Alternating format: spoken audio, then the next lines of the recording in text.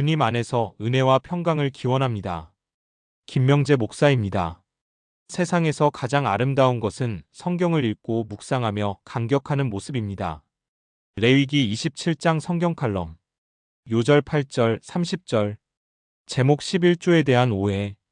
우리 삶에서 실제와 다르게 아는 착각과 잘못 해석하여 일어나는 오해는 비일비재합니다. 작은 착각과 오해는 고치거나 풀기가 쉽고 영향도 미비하지만 큰 착각과 오해는 심각한 문제를 일으킵니다. 착각과 오해 중에 가장 큰 것이 있다면 영적인 영역에서 일어나는 것입니다. 영적인 세계에서 일어나는 것은 인생 전체는 물론이고 영원 세계에까지 이어지기 때문입니다.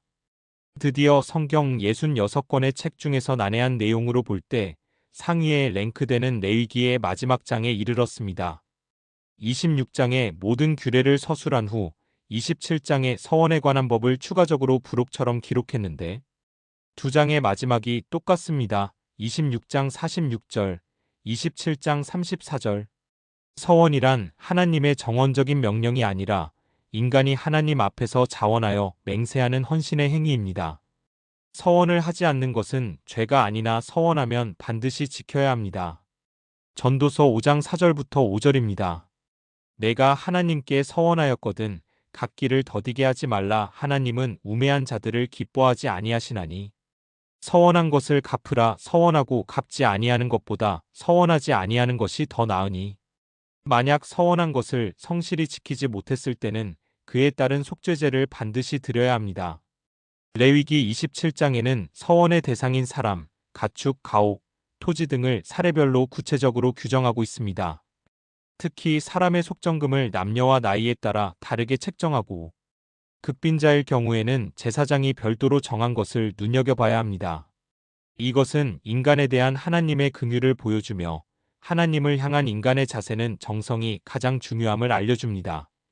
생축과 가옥과 토지의 서원법의 핵심은 인색함이나 억지가 아닌 신전신앙을 가지고 지켜야 하는 것입니다. 후반부에는 서원에 속할 수 없는 것에 대한 종류를 기술합니다. 서원에 속할 수 없다는 것은 하나님의 것과 하나님께 바쳐진 것으로서 사람의 소관이 아니라는 뜻입니다. 그 대상은 초태생의 생축과 여호와께 아주 바쳐진 생축, 사람, 토지와 11조입니다.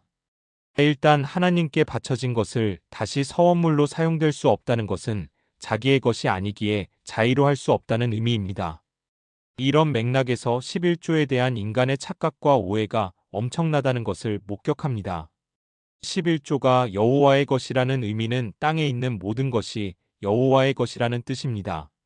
정확히 표현하면 분량적인 10분의 1은 전체를 대표하며 당연히 하나님의 소유입니다. 인간은 이 세상의 어느 것도 자기 것이 아니기에 실제로는 하나님께 아무것도 바칠 수 없습니다. 즉 11조는 내 소유 중 10분의 1을 하나님께 바치는 것이 아니라 하나님의 소유 중 10분의 9를 선물로 받아 누리고 산다는 신앙 고백이 됩니다. 30절. 모든 돈과 물질이 자기 것이라고 착각하는 탐욕스러운 교인이 11조를 드리지 못하는 것은 너무 당연한 것입니다. 주님께서는 포도원 청지기 비유를 통해 재물의 소유권을 착각하는 신자에 대해 냉혹한 심판을 경고합니다. 마가복음 12장 7절부터 9절입니다. 그 농부들이 서로 말하되 이는 상속자니 자 죽이자. 그러면 그 유산이 우리 것이 되리라 하고 이에 잡아 죽여 포도원 밖에 내던졌느니라. 포도원 주인이 어떻게 하겠느냐? 와서 그 농부들을 진멸하고 포도원을 다른 사람들에게 주리라. 영적 현장에서 11조 신앙이 없는 자가 영육간의 축복을 받는 사례는 결코 없다는 것을 아는 사람은 다 압니다.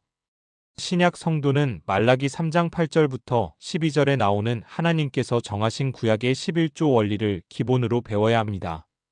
나아가 신약 시대의 헌금 정신인 숫자를 뛰어넘는 자원함과 기쁨과 사명을 위한 차원 높은 훈련을 받아야 합니다. 고린도후서 9장 7절부터 8절입니다.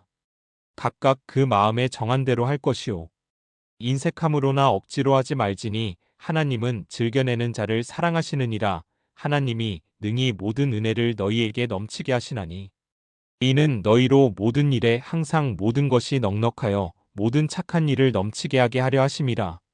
신앙의 거대한 장애물인 헌금에 대한 훈련을 통과하지 못하면 성숙의 브레이크가 걸립니다. 주님께서 마태복음 6장 24절에 재물을 신의 위치에 올려놓았기 때문입니다.